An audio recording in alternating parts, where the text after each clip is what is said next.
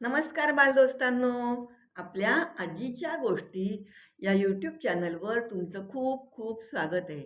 आज मी तुम्हाला द्रोणाचार्यांची गोष्ट सांगते. गुरु द्रोणाचार्य.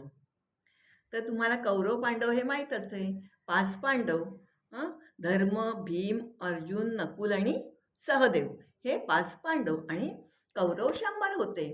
ते कौरव 100 होते.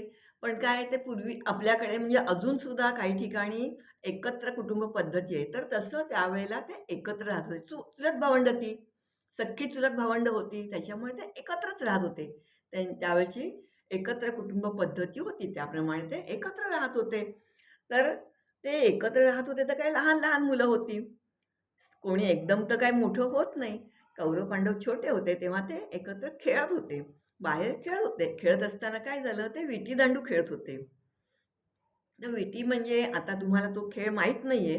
एक एवढी छोटी दांडी असते आणि तिला दोन्ही बाजूनी शार्प केलेलं असतं. म्हणजे पेन्सिल जर दोन्ही बाजूनी शार्प केली तर कशी होईल? तशी ती छोटी दांडी असते आणि एवढा हातभर लांब दांडू असतो. आणि काय करतात जमिनीला गल करतात म्हणजे छोटा खड्डा करतात. त्या खड्ड्यावरती विटी अशी आडवी ठेवायची आणि तो जो मोठा दांडू असतो तो त्याच्यात घालून ती विटी जोरात उडवायची. आणि समोरच्या बाजूला अपोजिट पार्टीवाले उभे राहतात. राज्य एकावरच असतं आणि ती विटी उडवली, की बाकीच्यांनी ती कॅच करायची. क्रिकेटमध्ये कसं चेंडू पकडला, बॉल पकडला, कॅच पकडला, कुठेही टप्पा न लागता की बॅट्समन आउट होतो. तसंच ह्याचं पण. ती विटी जर कोणी हवेतल्या हवेत कॅच केली, तर तो खेळणारा मुलगा आउट झाला आणि नाही तर मग तो कंटिन्यू करतो.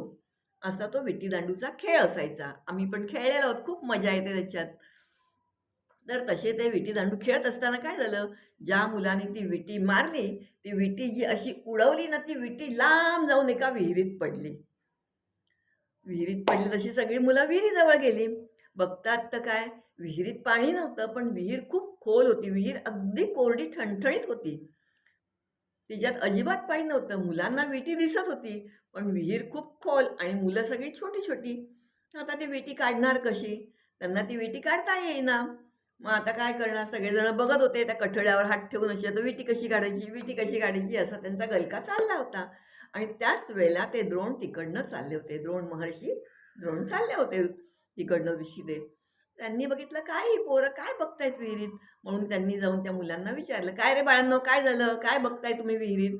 तर ती पोरं त्यांना सांगतात, की "आमची विटी ह्या विहिरीत पडली. विहिरीत पाणी नाहीये, पण विहीर खूप खोल आहे. आम्ही कशी काढणार ती?" ते बोलले, "एवढंच ना? तुम्हाला देऊ विटी काढून?" ते बोलले, "हां." त्यांनी काय केलं माहिती आहे? आपल्या भात्यातला बाण काढला, तो बाण धनुष्याला लावला आणि असा जो सू, सू, सू करत मारला ना, त्या विटीला लागल्यावर ती विटी टाणकन उडून बाहेर आली. मुलांना खूप आनंद झाला. पण मग ती मुलं काय ती राजपुत्रच होते ते. त्यांनाही आदरातिथ्य चांगलं माहीत होतं. ते बोलले, "तुम्ही आता आम्हाला आमची विटी काढून दिली ना, आता तुम्ही आमच्या घरी चला." मग त्यांनी त्या द्रोणांना आपल्या घरी नेलं. आपल्या मोठ्यांशी त्यांची ओळख करून दिली. सांगितलं, "आमची विटी अशी-अशी विहिरीत पडली होती. ती विहीर कोरडी होती, पण विहीर खूप खोल असल्यामुळे आम्हाला विटी काढता येत नव्हती. ती ह्यांनी आम्हाला काढून दिली." आता घरातले मोठे कोण? पितामह भीष्म, आजोबा ते त्यांचे. स्वतः धनुर्धर योद्धा ते. त्यांनी विचारपूस केली त्यांची. पितामह भीष्म, त्याच्यानंतर कौरवांचे वडील कोण? धृतराष्ट्र, त्यांच्यानंतर गांधारी त्यांची पत्नी, सगळी मोठी-मोठी माणसं कुंती वगैरे होती तिथे. तर त्यांनी मग त्यांची चौकशी केली, "काय आहे? कसं आहे? तुम्ही काय करता?" तेव्हा त्यांच्या चौकशीतून त्यांना कळलं, की हे गरीब आहेत. गुरुद्रोण गरीब होते. त्यांच्याकडे पैसे नव्हते एवढे. मग त्यांना त्यांच्या मुलाला दूध द्यायला पण पैसे नव्हते. खूप गरीब होते, पण ते हुशार होते. चौकशी अंती यांच्या लक्षात आलं, की हा माणूस खूप हुशार आहे. मग ते म्हणतात, "तुम्ही एवढे गरीब आहात, तर तुम्हाला इथे आमच्याकडे आमच्या मुलांना शिकवायला राहाल का? तुम्ही एवढी चांगली धनुर्विद्या तुम्हाला येते, तर तुम्ही आमच्या मुलांना धनुर्विद्या शिकवा." बाळांनो, ते द्रोणाचार्य इतके गरीब होते, की तो अश्वत्थामा माहिती आहे तुम्हाला? अश्वत्थामा हा द्रोणांचा मुलगा. त्यांच्याकडे त्याला दूध पाजायला पैसे नव्हते. दूध घेऊन दूध पाजायला पैसे नव्हते, तर त्याची आई अश्वत्थामाची आई त्याला पिठात पाणी कालवून सांगायची, हे दूध आहे आणि असं म्हणून ते पाणी घातलेलं पीठ त्याला बिचाऱ्याला प्यायला द्यायची. मग ते ऐकून ह्या भीष्मांना, त्याच्यानंतर धृतराष्ट्राला वाईट वाटलं, की एवढा हुशार माणूस आणि असा राहतो. मग त्यांनी द्रोणांना आपल्या पदरी कामाला ठेवलं. आपल्या मुलांचे शिक्षक म्हणून त्यांची नेमणूक केली आणि कौरव पांडवांना धनुर्विद्या ही द्रोणाचार्यांनी शिकवली. मग ते द्रोण होते ते आता आचार्य झाले, म्हणजे शिकवणारे झाले. आपल्याकडे गुरुला आचार्य म्हणतात. आपण कसं, तुम्ही कसे टीचर बोलता, सर बोलता, मॅडम बोलता, तसं आपल्याकडे आचार्य किंवा गुरुजी असं म्हणतात. तर ते द्रोणांचे आता आचार्य झाले म्हणून त्यांना द्रोणाचार्य असं म्हणायला लागले. तर याच्यातली अजून एक थोडीशी पुढची गोष्ट सांगते. ह्यांच्या खूप कथा आहेत, त्या मी सांगेन तुम्हाला वेळोवेळी. पण आता ही अगदीच छोटी झाली. ही फक्त द्रोणाचार्यांची माहिती झाली. म्हणून मी तुम्हाला अजून एक छोटीशी गोष्ट सांगते इथे. तर असं शिकवता शिकवता काय झालं, मग त्यांच्या एकदा मनात आलं, की आपण ह्या मुलांना शिकवलं, पण ह्यांना कितपत येतं, कितपत नाही हे बघायला पाहिजे ना. मुलांची परीक्षा घ्यायलाच पाहिजे. परीक्षा घेतल्याशिवाय कसं कळणार कोण हुशार आहे, कोण ढ आहे? बरोबर आहे ना? तर ते एक दिवस मुलांना परीक्षा घेण्यासाठी म्हणून जंगलात नेतात आणि ते एक असा मातीचा पोपट तयार करतात आणि एका झाडावर ठेवतात आणि मुलांना सांगतात, बाळांनो, आज तुम्हाला या पोपटाचा डोळा फोडायचा आहे. काय सांगतात? पोपटाचा डोळा फोडायचा आहे. म्हणजे बाण जो मारायचा तो बरोबर आरपार ते पोपटाच्या डोळ्यात गेला पाहिजे. तर विद्या तुम्ही शिकलात, असं आहे की नाही? तर ते सगळ्यांना नेतात आणि नंतर सगळ्यांना तिकडे बसवतात जमिनीवर. पूर्वी काय बेंचेस वगैरे नव्हते. सगळ्यांना जमिनीवर बसवायचे. तो साधा मुलगा असो किंवा राजपुत्र असो, ब्राह्मणाचा मुलगा असो, सूतपुत्र असो किंवा राजपुत्र असो, सगळ्यांना एकच ट्रीटमेंट.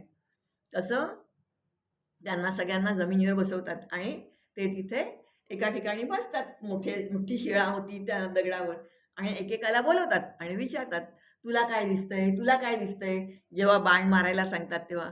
कोणी म्हणतं, "मला झाड दिसतंय, झाडाची पानं दिसतायत." कोणी म्हणतं, "मला झाड दिसतंय, आकाश दिसतंय, फुलं दिसतायत." कोणी म्हणतं, "मला झाडावरचे अजून पक्षी पण दिसतायत. त्याच्यानंतर झाडाची फळं दिसतायत." असे कोणी कोणी काय काय काय काय उत्तर देतात. शेवटी येतो मग मग अर्जुन. अर्जुनाला विचारतात, "तुला काय दिसतंय?" तर अर्जुन काय सांगतो माहिती आहे? "मला फक्त पोपटाचा डोळा दिसतोय." गुरु एकदम खुश होतात. कारण त्या गुरूंनी त्याला काय काम दिलेलं असतं सगळ्यांना, की तुम्हाला फक्त पोपटाचा डोळा फोडायचा आहे, बाकी काही बघायचं नाही. म्हणजे तो किती कॉन्सन्ट्रेट करतो बघा. तिथे काही झाड नव्हतं असं नाही. झाड दिसणं शक्य होतं. बाकीच्यांनी सांगितलं जसं पानं, फळं, फुलं वगैरे हे दिसणं पण शक्य होतं. पण नाही, त्याच्या डोक्यात काय, आपल्याला काय करायचंय? पोपटाचा डोळा फोडायचा आहे. त्या पक्ष्याचा डोळा फोडायचा आहे. तो कसा फोडायचा? किती फोडायचा? किती अंतरावरून आपल्याला बाण कसा मारायला लागेल? ह्याचा तो सारखा विचार करत म्हणून तो सारखा त्या पोपटाच्या डोळ्याचं निरीक्षण करत होता. मग त्यावेळेला त्याच्या तोंडून आलं, की मला पोपटाचा डोळा दिसतोय. आणि मग त्याने जो बाण सोडला तो सू सू सू करत बरोबर त्या पोपटाच्या डोळ्यात गेला. ह्याच्यावरून आपण काय शिकायचं, की आपण जी गोष्ट करतो त्या गोष्टीवर कॉन्सन्ट्रेट करायचं. बरोबर तीच गोष्ट लक्षपूर्वक करायची. तर बाळांनो, आवडली का गोष्ट? गोष्ट आवडली तर लाईक करा, शेअर करा आणि सबस्क्राईब करा. या गुरु द्रोणाचार्यांच्या आणि त्यांच्या शिष्यांच्या अशा अनेक गोष्टी आहेत, त्या आम्ही पुढे तुम्हाला स्टेप बाय स्टेप सांगेनच. तर पुढच्या गोष्टीपर्यंत जय श्रीराम.